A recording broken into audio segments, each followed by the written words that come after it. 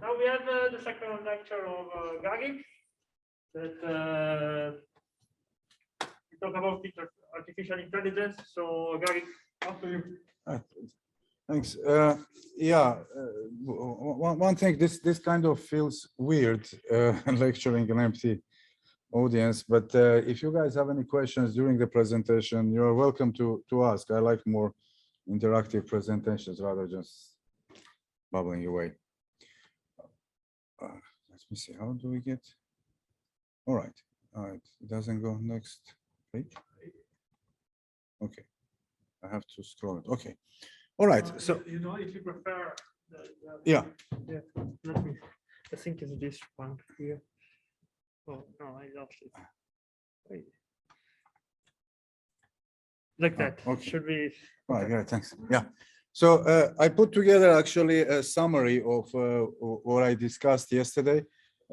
Put neural network configurations that were used for classification, corruption autoencoder, and linear regression. This is some template for you and what kind of activation functions were used and what kind of loss functions were used, so you have a reference point.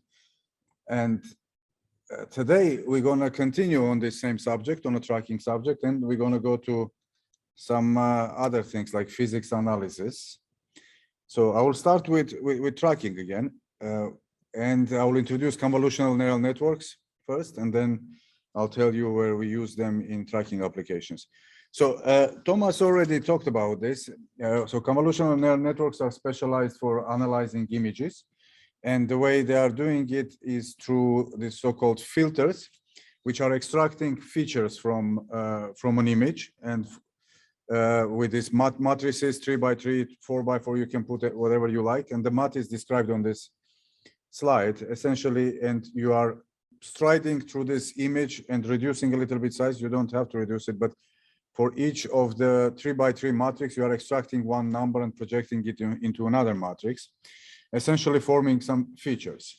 And you can have alternating layers that are doing many of these operations, and you can have many filters that are producing, making a larger picture. Essentially from one image, they are extracting different kind of features.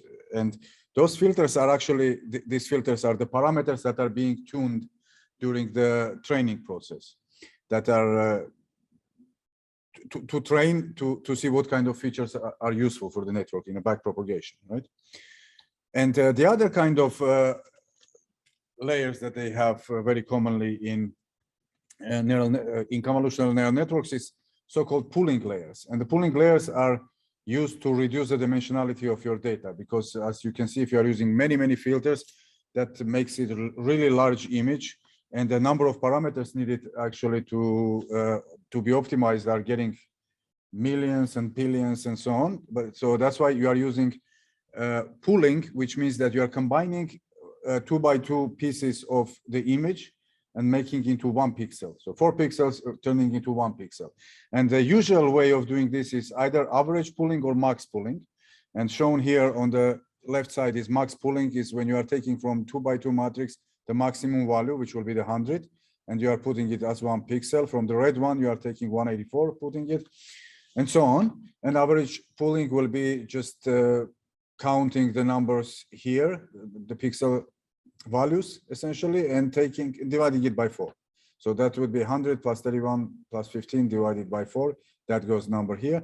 And you can see here on the left side what comes out of it, right? You have an image of 224 by 224, and you are downsampling it. The max pooling layers are also called the downsampling or dimensionality reduction. And you are downsampling them and turning them into an image of 112 by 112. If you repeat this operation, it goes into was it 56 by 56 and so on and so on. You can reduce it as much as you want, depends on the problem, because this can cause actually memory problems in your training and the speed. So these are common techniques used.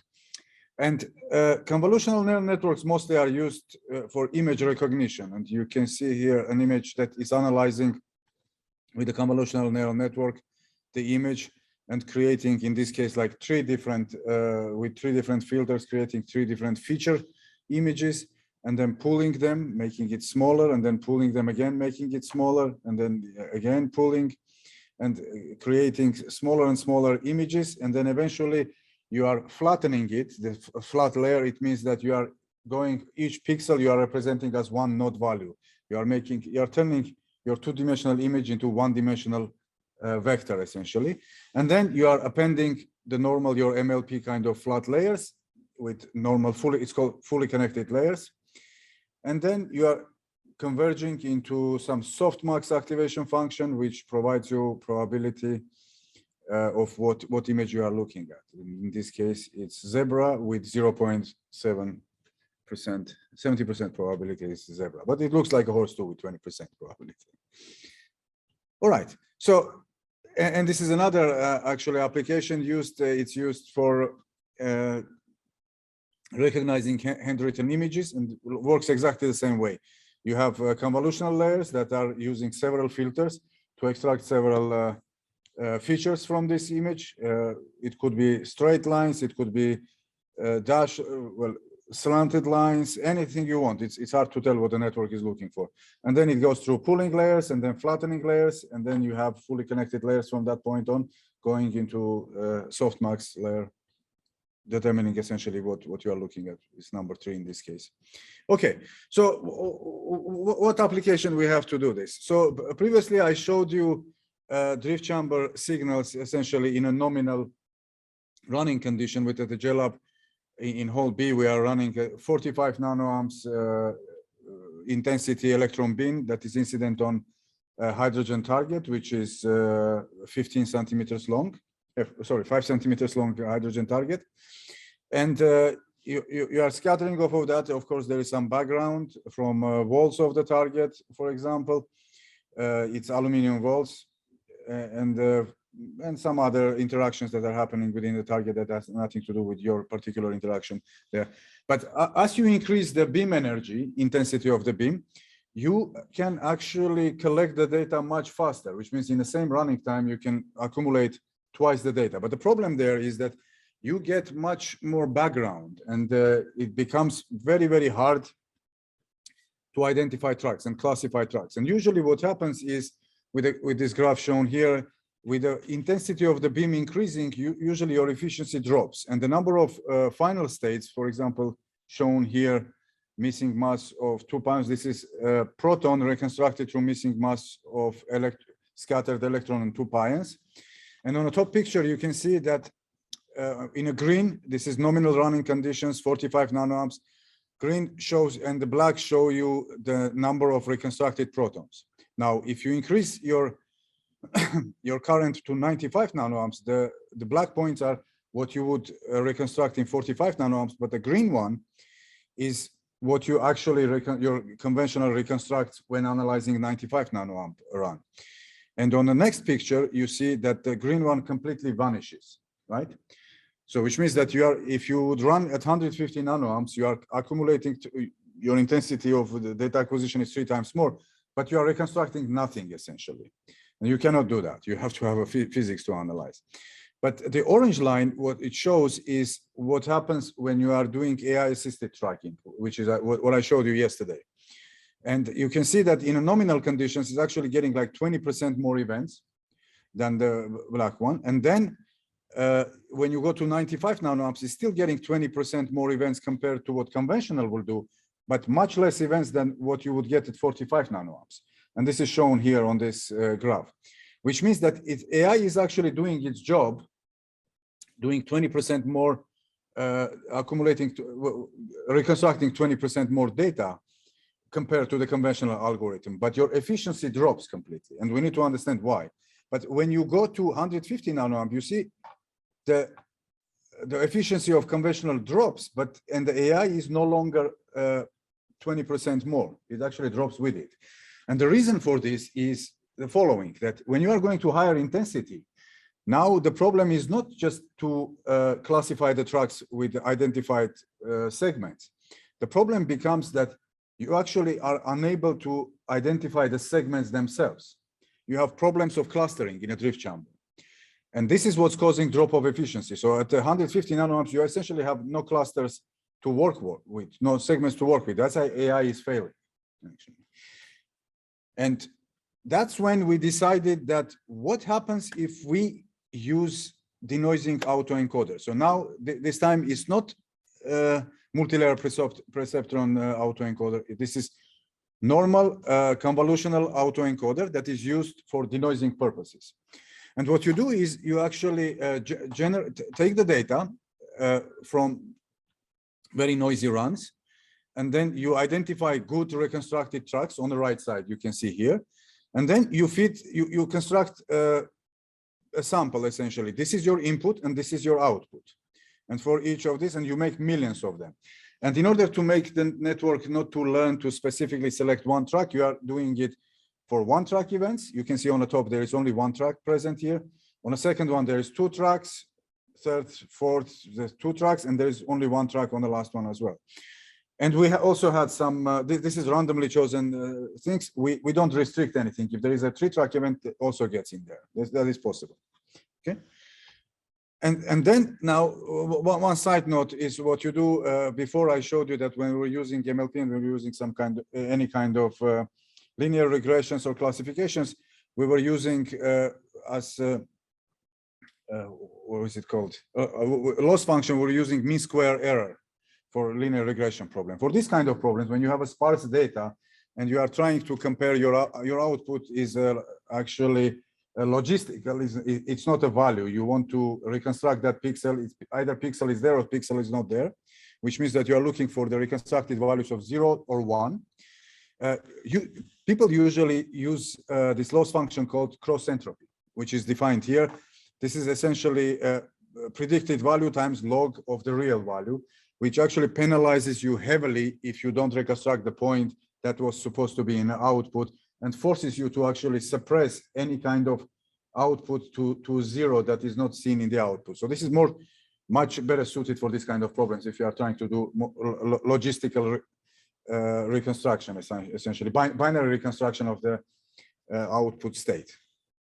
Okay, so after training this network, we actually run it through the network, and then we are comparing it with the ground truth and the denoise data. This on the right side, in a blue, what you see, this is what comes out of the neural network.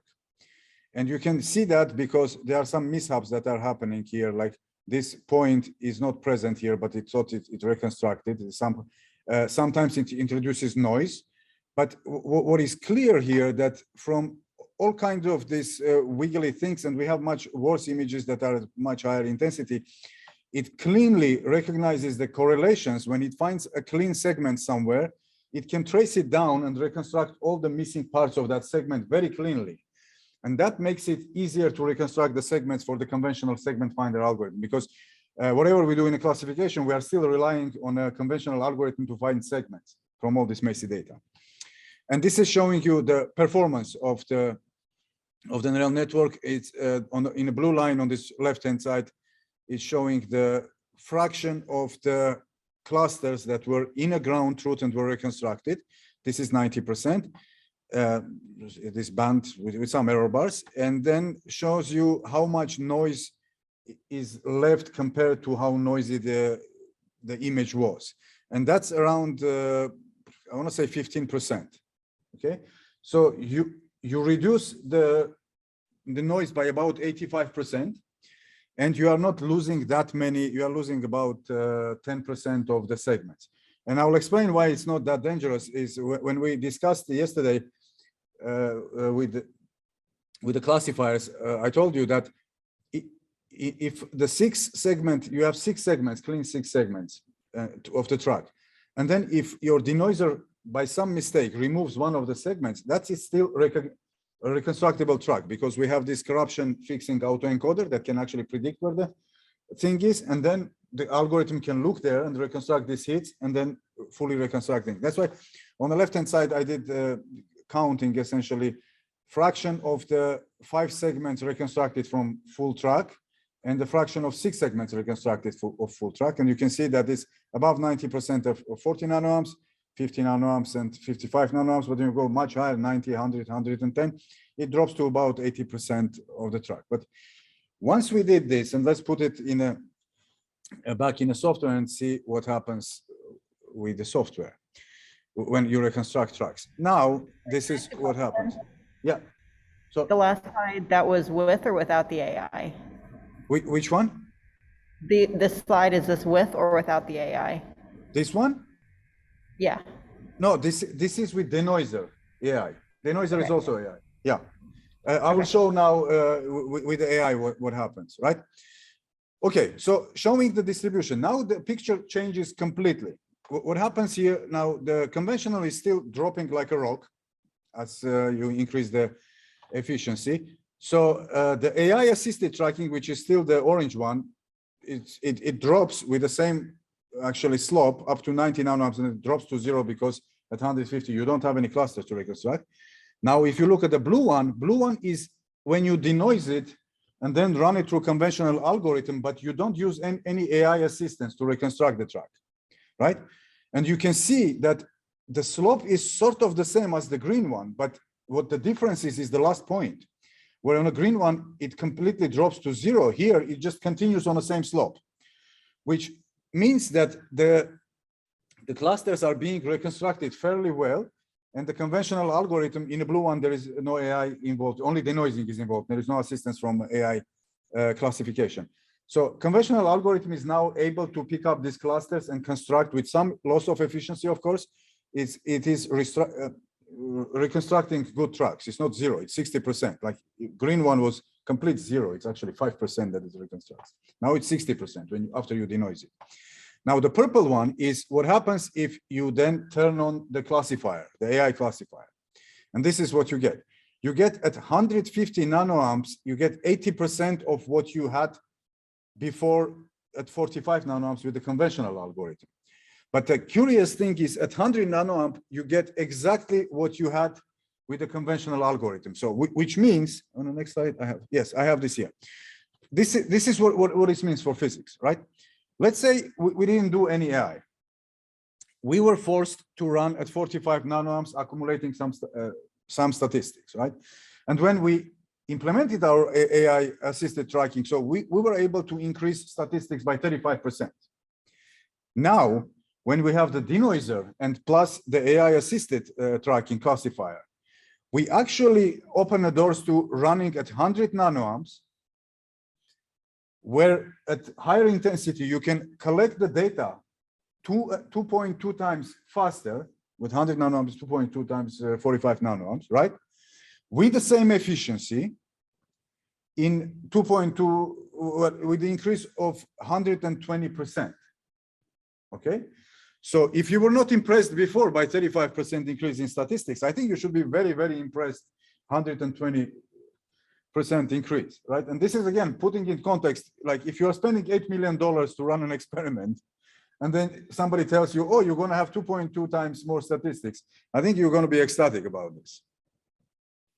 So this is what we have done. This is actually, we went all down signal. This is all the projects that we have done for our forward detector tracker, and this is the results. We actually can, next experiments we are planning, we can run at much higher intensity, and we can increase the data that we have with the same detector, with the same software, with about 2.2 times. Can I ask a question? Yes, absolutely. I think I saw this plot like right at the beginning of RGM, and didn't know what it meant at the time, but now I do. So was this like already, was the denoising with AI already being used in RGM? Denoising?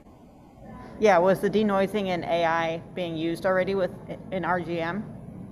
Yeah. No. We did some tests with that. It's not being currently used. The AI assisted is being used for cooking, is going to be used. So the orange one. Because one of the things is that the data is collected around here somewhere with this nanoamps. It's slightly, makes it slightly better with the denoising, but we are good even with the orange one here. So whatever data is collected is going to be used for that. This is mostly for more future experiments where we would actually start running at the higher intensities, and we can just increase the statistics by doing that. Okay, now I'm going to introduce, so this was convolutional autoencoders, right? Now I'm going to introduce you to convolutional neural network logistic regression. And I'll talk about what this means and the use for that. But before I just put in some context to it, we already talked about how we improved the forward detector by getting huge gains in efficiency and physics. Now let's look at the central detector. The central detector is in a what is it called? Solenoidal magnetic field. It's away from the toroidal magnetic field, so everything is rotating, spiraling around the z-axis. These particles detected, and it has kind of poor efficiency, and I'll show you why. And this is just a construction of the detector. It consists of 3 inner rings. The green one here you can see. These are called, each of these green things here are double layer paddles, which are called sectors, and with the strips, 256 strips going in different directions, so sort of crossing each other at a slightly slanted angle to have a reconstruction point if you hit both of them. So I'll show you how that works. And then they are surrounded by so-called Z detectors, which are micromega strips running along the beam direction, and also C detectors that are measuring Z position. They are actually arches around the target, so and going sequentially along the beam direction. So this is the central detector, a barrel. It's called barrel detector, and the way it works is you are once your particle passes through this detector, it's detected.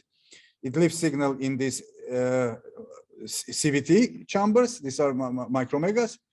Sorry, yeah, and then leaves. There are 6 layers of these micromegas of Z detectors, alternating Z detectors and C detectors. Right?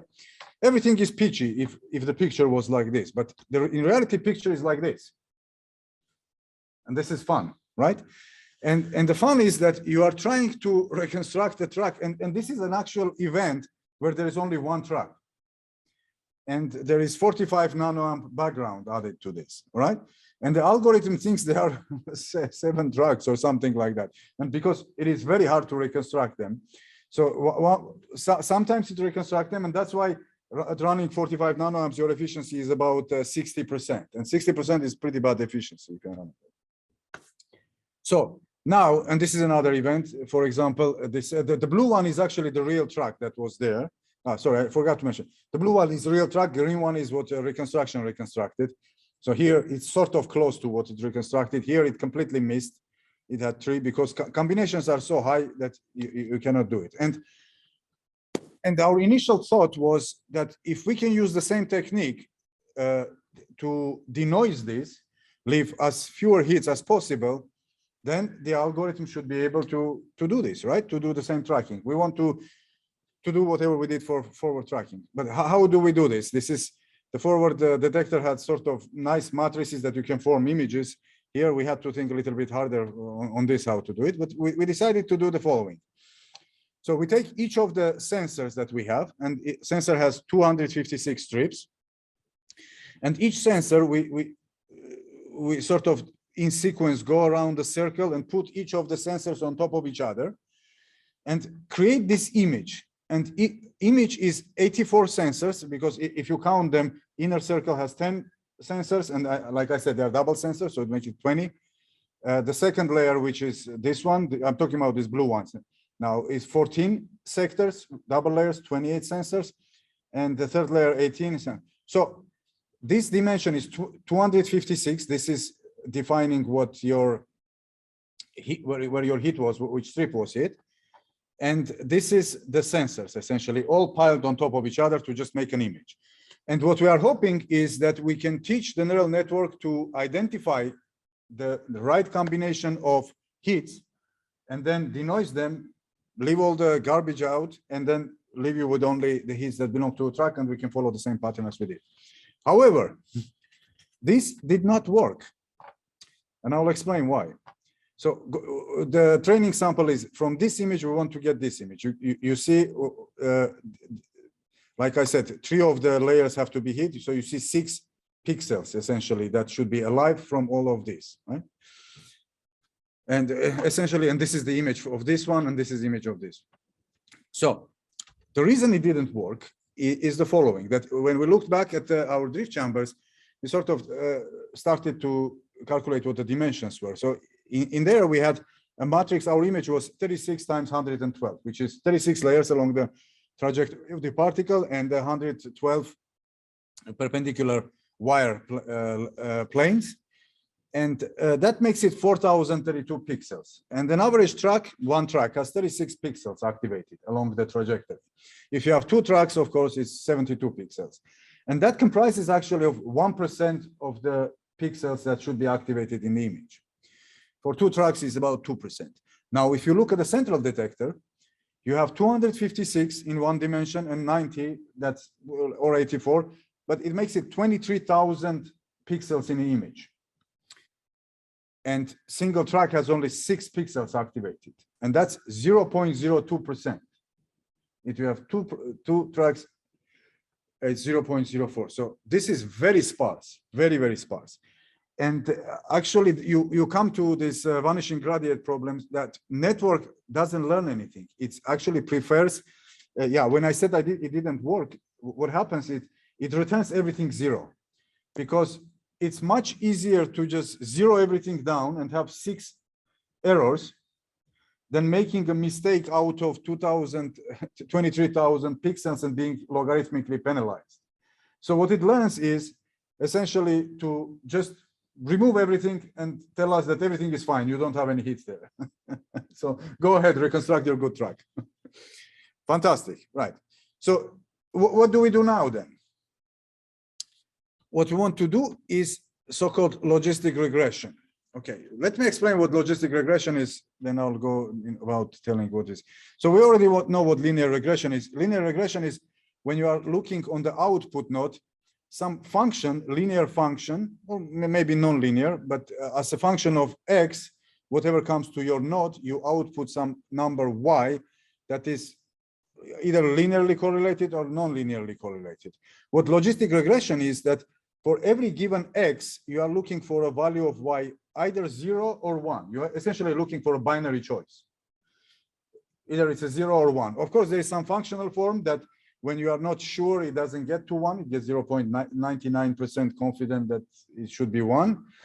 So the curve is kind of S-curve, but it doesn't change the fact that you are looking at for binary outcome essentially from this. All right. And how we do this? We still have the same image, but instead of now running through an encoder, which in the input and output you have exactly the same dimensional thing, we are running it through convolutional neural networks and then through a flattened network. And what we expect here is your network has 84 outputs, which correspond to each of the sensors that should have been activated. And you want, for the ones that were involved in a track, you want them to be 1. This is these red lines here. And for the rest of them to be 0. Now, this is no longer sparse. It's not 0.02%. It's 6 out of 84, right? So that's about 7%. And 7% of your output should be activated, and the rest should be zeros. In this case, all of them is activated. So the structure of the network that we did is the following. So you have this image. You are running through convolutional layers, you are running through max pool layers, through convolutional layers, max pool layers, and then you are flattening them. And then you are connecting it to another dense layer, which is your output layer, which is 84 nodes. And we are teaching the thing, when given this image, you should have your node number, what is it? Let's say 10 and 11, and then 20 and 21, and then 32 and 33 should be 1. The rest of them should be 0. This is what we are teaching them. And then we run this logistic regression and we get to this, and voila. And this is what happens. Okay. And this is at different stages of training. The blue one is initial 25 epoch training, reaching 150 training.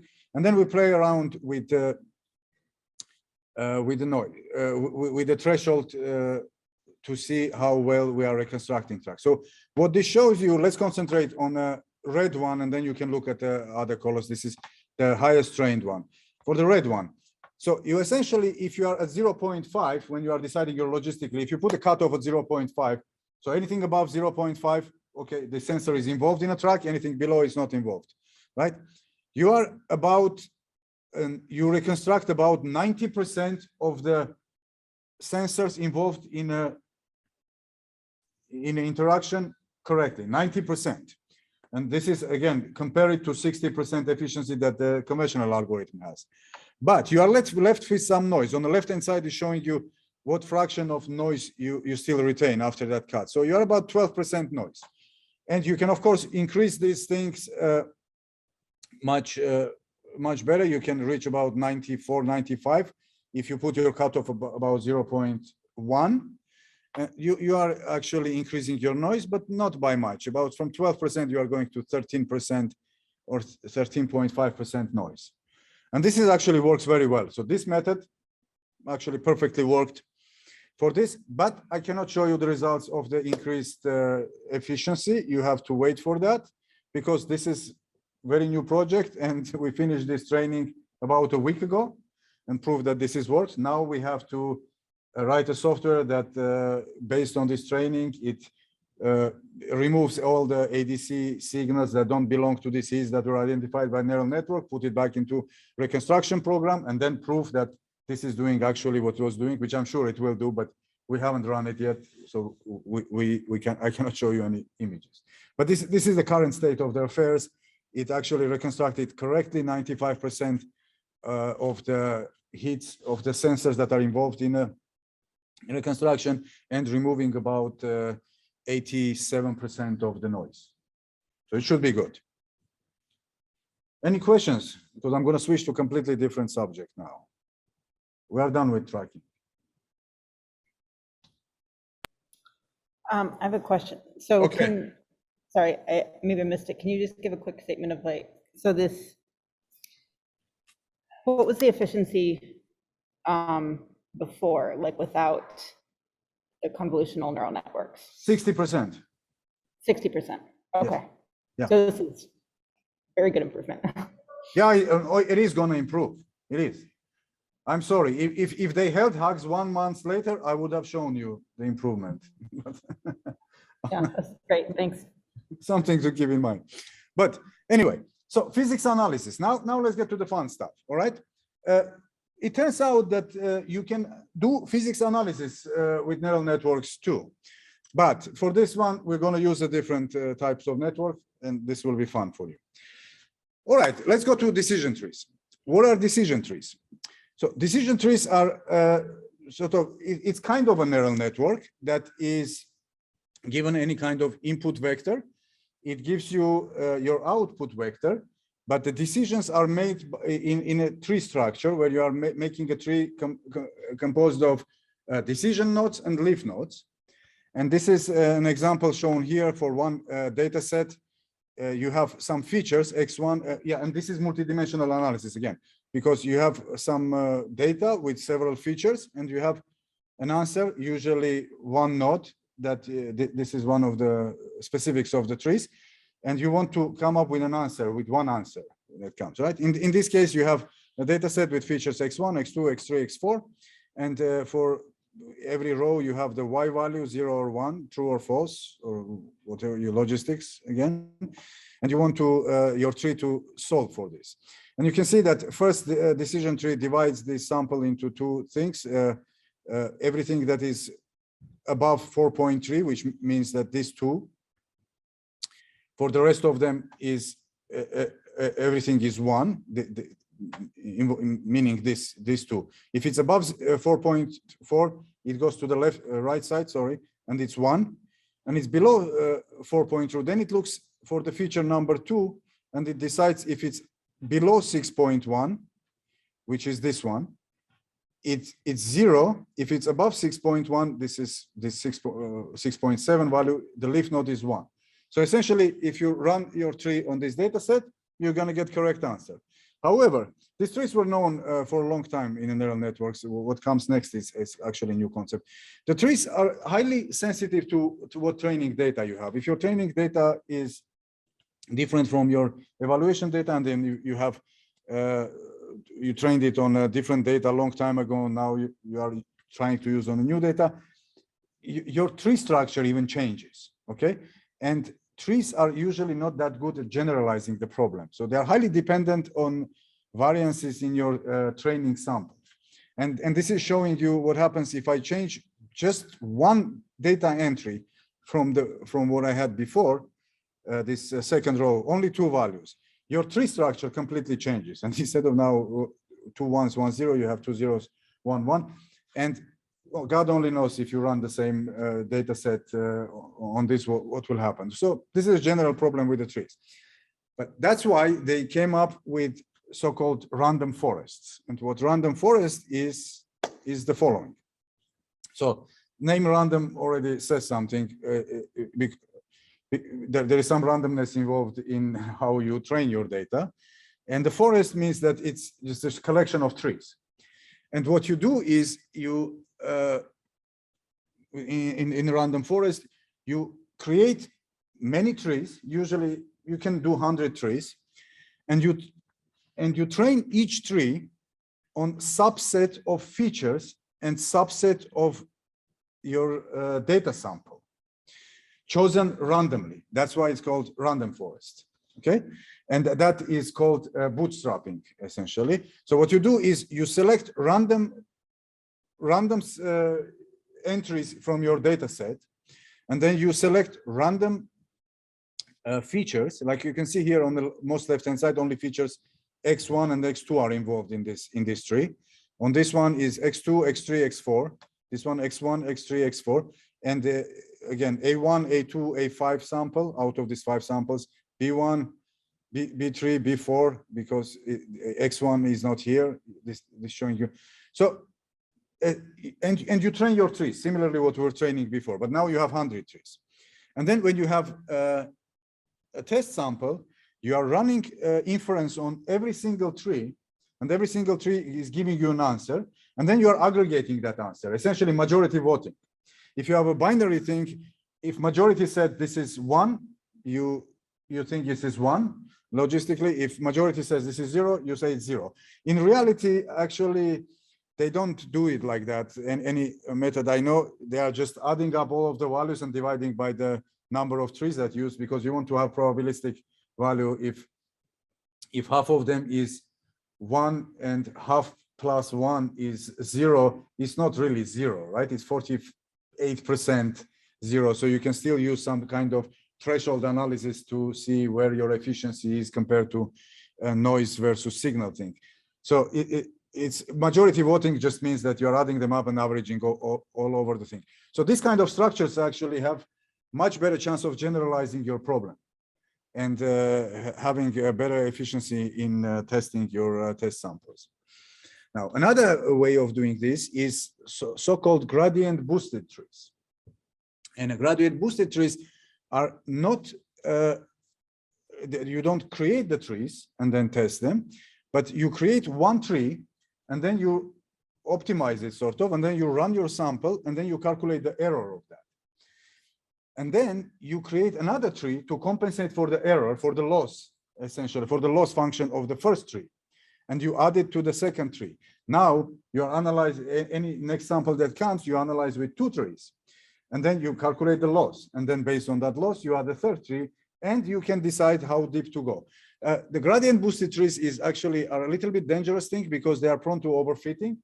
If you have small data sample and it's kind of correlated, they can also have problems with generalizing the problem. They can overfit it and then have problems with the testing sample. So generally they require a large sample of data to be accurate, and also some variances in the data to generalize more. There are some techniques to that too, like drop trees, then adding trees. But that's too complicated for purposes of this talk. But okay, so now that we already understand what gradient boosted trees are, we would like to do some physics analysis. And usually when you have some particles that are very low intensity and in a high background, have a high background surrounding it, it's very hard to get rid of the background just by one-dimensional cuts. And what you would like to do is some kind of multidimensional analysis. And one of my students was working on this JSI production. And when the idea came to me to use this for physics analysis, gradient boosted trees, I said, why don't you try it for your analysis? And we did several things. I'll show you what we have. So essentially, if you have an interaction of electron with a proton, you have a J psi. Your scattered electron produces J psi with a proton. okay? And J psi actually decays to E plus E minus. And you can also have just a random event that is E plus E minus proton that has nothing to do with J psi. I don't know what background we can. But what we did is we used a simulation to generate, we used PTA actually to isolate events that belong to J psi. This is the blue ones on this side. And then using, and the background is not very trivial because when you are using any kind of event generator, you don't know how to pick your background, right? So what he did is he generated a background by mixing events from mixing particles from two different events randomly taken. Meaning that if you take event number 1 and event number 2 and swap their secondary electrons, not the scattered electron, secondary electron, you are bound to get something that has nothing to do with J psi, just a background, right? And this is what is shown here on this orange and red thing. And then we gave the gradient boosted tree, that neural network, the samples. We said, okay, this is J psi, this is your label 1. And then the other ones, the mixed sample is your label 0. And this is the variables that we used actually are physics quantities. This is the momentum of the scattered electron, its angles, its polar angle and the azimuthal angle of the proton, and then first electron and the second positron, right? And then what you run it through the gradient boosted tree. Here, this is generic picture. We don't have class C, class D. You just have two classes. This is signal or a background. So majority votes on this, and then you decide whether it's a signal or a background. And this is sort of a ROC curve showing you where you should put your cut. And we did also some kind of things. We were trying to see whether exclusivity is required for this kind of analysis, whether you can reconstruct it inclusively, because if you have a scattered electron, E plus, E minus, maybe you are not detecting the proton, how well you can do it. And you can see that it's not that well reconstructed. You have 70% accuracy and your purity is about 0.6. So the best result we got actually was when you reconstruct all the particles in the final state, it's completely exclusive event. You have 95% accuracy and 94% purity here. And this is the ROC curves of purity, and he chose to make cut somewhere, I think 0.35, I forgot what was using. And then, and this is Monte Carlo. I want to tell you that this was all purely done on Monte Carlo. It was passed through our Monte Carlo detector and trained. And then he went back, took the data that he was analyzing, and then said, let me apply this to the data, see what happens. And here's what happened. This is RGB, this is real data. And this is what their analysis look like on the top of the extraction of the background, right? So you have to feed very large background and subtract and extract the peak. After running through the thing, your background completely gets suppressed. And within error bars, actually, you get exactly same number of events. So AI is performing really good. And I actually would argue that this might be a little bit wrong because there is radiative tail here and there is beta Heitler involved. We have to do some more analysis to clear this up. This is actually much more cleaner picture. And this part that you see here is not really a background. It's actually some part of it is radiative tails and the beta Heitler, which are actually reactions that come with the J psi. So this is very impressive thing. And we are currently working on a publication on this. And we are trying now to come up with a software that will allow users to easily simulate their data. And then software will go back and generate the background like this is, like we are doing here. It doesn't require, so you can use a simple generator. If you generate your own reaction in a phase space, and you don't even need to have the correct physics there. All you need is a phase space generator that is generating your particle and your decay. Then using, yeah. All right. Yes. Yeah, so I'm a little bit confused on how you did the background generation there. Yeah. If you swap the one particle from two different events, how do you ensure energy momentum conservation between those? You don't. Okay. You don't. Yeah. But it turns out it's not important. Okay. Yeah. A good question. Maybe it's worth doing also the background simulation, but it works perfectly fine. I don't think neural network cares about conservation of energy. This didn't indicate anything, but yeah. So now we're working on a software to automate this essentially, that people have their own phase space generator of their favorite reaction, and then you can just give it to the network. It can learn, it can provide you with feedback, how well it's able to separate these two, and then you can run it on a real data and see what your results are and show to others essentially. So I have about what, 10 minutes or so? Yeah, also 15. Because 15. we started, 15 more. Yeah. Okay. So I have some more on with the convolutional neural networks, but because let me skip that, and because I want to introduce you to more techniques. After you leave my talk, at least when you are faced with a problem, you'll say that, okay, I heard that and I know how to solve it. So the more networks and the more understanding you have of what kind of networks are applicable where, you can actually, you'll be better off. So recurrent neural networks. This is fun thing. So you can read here, this is from Wikipedia. Recurrent neural networks are the state-of-the-art algorithms, sequential data, arguing for sequential data are used in Apple Siri, Google's voice search. And so in a short, these are networks that are able to learn what came before and able to predict what they think will come next. These are actually used in speech recognition, in a text recognition, in translations, for example. And they are a little bit different than normal feed-forward networks, because once you come to this layer of recurrent neural networks, you are sort of looping on yourself, trying to change your current state until you arrive to that point. And I'll show you what that means when you can produce an output. So this is how the recurrent neural network works, okay? You give a value X, and in normal network, it will produce some output. But in this one, it changes some hidden parameter inside the network and passes along to the next stage. Now, when you try to evaluate number X, no more, I will explain more. This is very hard to get at the first glance. I had to do this, read it again and again and again until I understood this.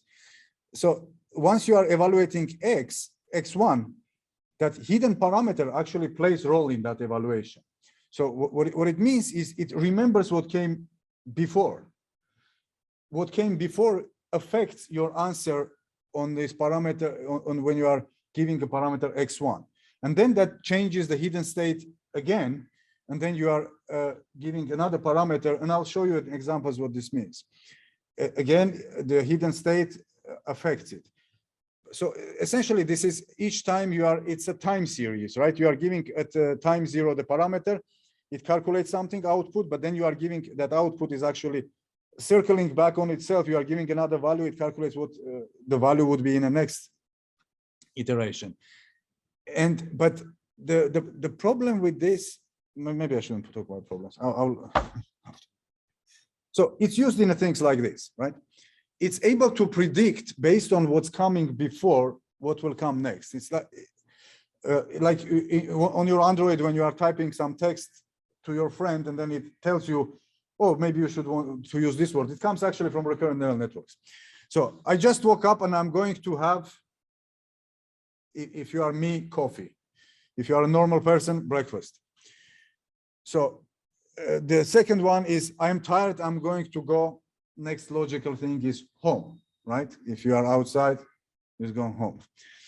The grass is logical. Next step is green. And they are using recurrent neural networks to learn these kind of things and then make suggestions things. However, when you are using these recurrent neural networks, each time your hidden state changes, if your chain is big enough, you kind of you are left with smaller percentage of change of the first change than of the recent changes. So essentially, it has a memory of what happened before, but it's kind of a short-term memory because you kind of lose that. And the examples that usually you see on a web is kind of this kind of examples. If you train the network that says the grass is green, it starts associating the grass with the greenness. And then you have a sentence, it was raining at night. And then the grass is, you want him to say wet, but the networks usually will say actually green, because it's trying to, it kind of forgets, this dilutes, the information from the previous sentences dilute. And usually go with the most recent information, which is the grasses. So how do you deal with this? People after that came up with new types of networks, which are called long short-term memory networks. And these are extremely complicated networks. Once explained, you can think you understood them, but then when you go home, you will understand that you didn't. And then you have to read about it again. But I encourage you to read this. But what it does is it instead of one hidden state, it has a current state and hidden state. Okay. In a recurrent neural network, this is some kind of nonlinear interpolation of your input value to create a hidden state, which is tan H function. In a long short-term memory thing, you have three distinct parts. One of them is called forget gate, and this is driven by sigmoid function. And sigmoid function, I showed you a little bit before. It's a function between 0 and 1, where it starts at 0 and rapidly goes to 1, meaning it's either is a kind of logistic function. And what it does is that given your input and your hidden state that you are in, it decides that how important your prior knowledge is to this evaluation, essentially. So if it's not important, it's going to set this function, train this function to 0. If it's important, to 1. And then you have this current state that flows through here. So based on your input and your hidden state, it decides multiplicative factor for a current state. And then it goes one step forward, and then you have input gate. And then it generates a new input based on your hidden state and your input value that you gave it, multiplies it with the current state and adds it to the current state that you have, creating new current state as, it creates new current state.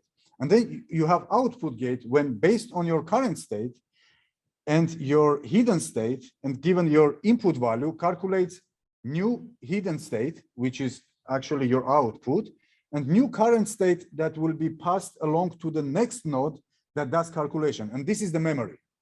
This is what's called long-term memory that is being passed to the next node. However, why is it called long short-term memory is because of this forget gate, because it learns to control whether for your next iteration, the long-term memory is more important or short-term memory is more important. So that's the role that it plays for forget gate plays.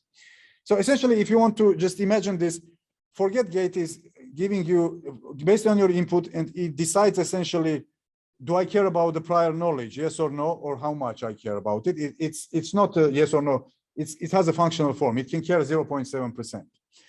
And then based on the current state and the hidden state, calculates new input value. So substitutes this thing with the input value that you were given. And then based on the hidden state and with the current state, calculates some kind of, what's the name of that? Non-linearly projected value of the hidden state, which is your output, essentially. So simple, right? Guys, was it simple? Yeah. So this is a complicated network. I mean, like I said, first time when I read it, it was bugging me for a couple of days. I couldn't understand what's going on there. And once you understand it, it's kind of difficult to explain it too.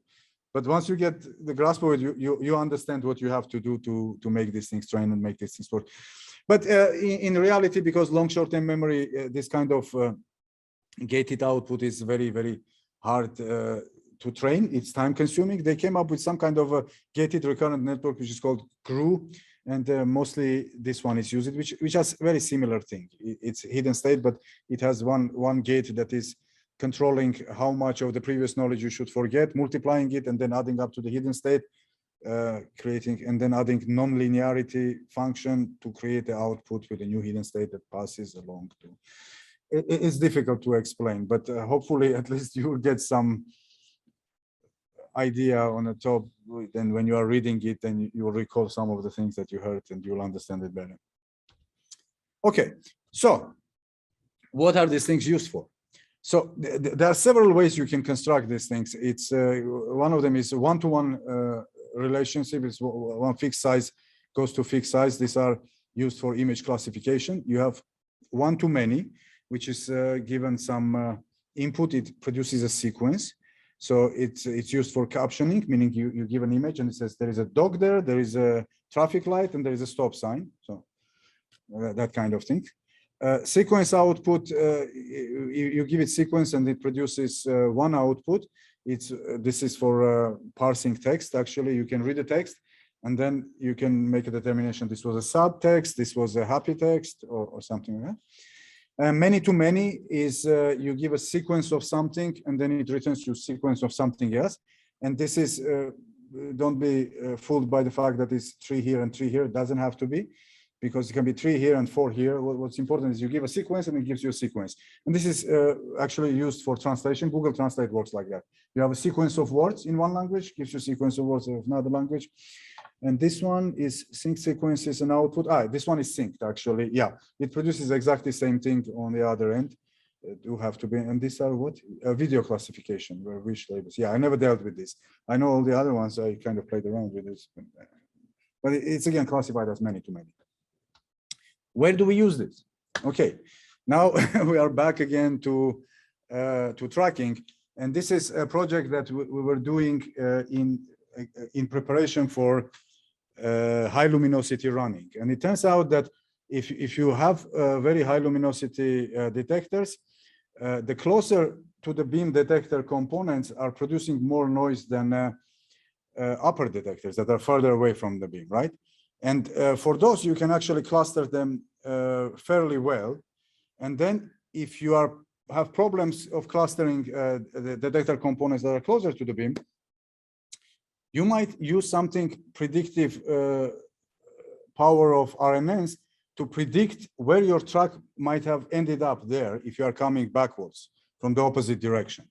And what we did is, as a proof of concept, we use this for drift chambers, again, forward drift chambers. And these are same images. You have 36 numbers that are representing the track trajectory. And what we do is we take signals from the super layers 3, 4, 5, and 6, which are the farthest from the beam. And then we are trying to predict what the signals would look like in a super layer 1 and 2. Okay. And this is done through LSTMs, more specifically through GRUs. Actually, it's a GRU network. And what we do is, as an input, we have sequence of numbers, 24 numbers, and we are trying to predict a sequence of 6 numbers. And these are average, not average, these are the positions of the wires that the track hit. And this is again showing you from the previous image is many-to-many network. So you have 24 inputs and 6 outputs. And this is the result after the training. On the top row, it's showing you when you give a true track candidate, what happens. And this is comparing it to the points. Actually, the prediction of the neural network is drawing on the same thing, and you cannot see the underlying, but if you look closely, you see some blue points on the second graph. The reason you don't see on a third graph is because it's exactly on a prediction is exactly what the point should have been. Here you see only one point a little bit moved on the right side, but here you can see several points moved. But then if you give a combination that actually does not represent a track, you can see that prediction is way off. And based on this, actually, we were able to reconstruct the tracks, and I'll show you now the metrics we used to do this. Essentially, you are giving these 24 numbers, and you are looking for 6 numbers, and you are looking at that particular part of the drift chambers. If you don't have signals, it means that this is a forced track. This is prediction doesn't match whatever is there, so you don't reconstruct it. If it's there, then you actually pick those points up, and then you run it through classifier that we already previously had.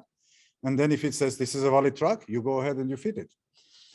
And we had this kind of metrics where we defined distance between maximum distance of variation of points 2, 3, and 4. And you see, if you are putting 4 points, this essentially means that out of your 6 predicted, 12 predicted wire positions, minus the real wire positions, you should be off by 4 wires in all 12, okay? So that's very close. And true positives are 99%. True negatives are 84%, and false positives are 16%. But this doesn't scare us because false positives actually get eliminated by the classifier. So in essence, with the studies, what we found that 99% accurately, we can trace down the trajectory into a detector component that is more noisy from upwards, and then classify them as a good track, and then run a reconstruction and then reconstruct it. And this is probably going to be used. We are now working on some proposals for high luminosity, where they're going to replace some of the parts of drift chambers that is closer to the beam with different kind of detectors. And we're going to use specifically this network to predict where the track trajectory based on upper drift chambers will go, make these predictions, and then pick up from more noisy environment these hits and try to fit there. Are we done? Yes, I think you're perfectly on time. Okay, I can, if you can bear with me 2 minutes. Yes, sure, sure. 2 minutes. All right, software. This is the sort of encouragement for you guys. Everybody heard about Python, TensorFlow, scikit-learn. There is PyTorch, which I forgot to include there. But I want to tell you that there are other solutions too. If you are familiar anyway with whole B or class 12 software, we have everything written in Java. And so all the work that I showed you here is actually, you'll be surprised, everything is done in Java. Okay? Everything for everybody, when you say neural network, thinks of Python, right? I didn't write a single line in Python. Everything here, I did it in Java. And I put on a slide here for you some links that you can download and follow these links and find out the good libraries that they have for Java. These libraries include examples, getting started examples, and everything that you need to get started. And if any one of you gets stuck on anything on AI and Java, you can email me. I will be glad to help you with anything. Harry has a question. Yeah. Go ahead.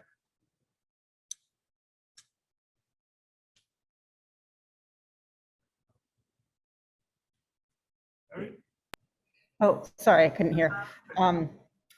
Thanks for the talk. This was really interesting. I was curious, what are your thoughts on root options in root for machine learning, like the TMVA class and that kind of thing?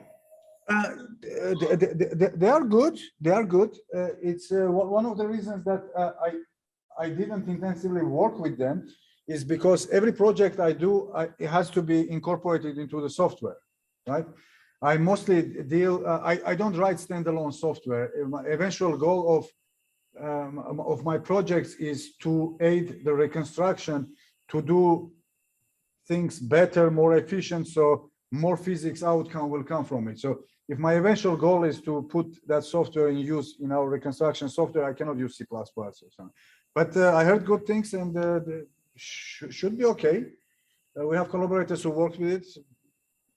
It's a good tool to try things out, understand the neural networks, and gain some experience. Yeah. Okay, we have a question from the chat. They ask in slide 97. Oh, I have that many slides. 97. What are the yellow and blue points? Yellow and blue points. 97. No, I don't know. Slide 97. I think with this picture. Yeah, probably they want some. They ask what yellow and blue points, but probably they want some clarification. Oh yeah, yeah. So the blue points on the top ones are the wire hits of the real track, and the yellow points are what is predicted by LSTM by this network. So, so we take a track which has a continuation here, but we feed the network only the 24 numbers, and it predicts the other 12, and we just plot it on top of each other. And the reason it's only the yellow point, like I said, because they are sitting exactly on top of the blue point. Should be the blue points there. I don't see other question in the chat. If you have other question, just raise your hand or just talk. Just easier. See anybody? Just wait. One new message. Yes, I got. Okay. They said that they understand that. Okay. So hopefully, guys, this was useful for you. And next time you see a project, you know where to start. Cool. Huh? I'm curious. They are cheering. So I thank you, Gagik, in person. I thank you Welcome. from the chat and everything.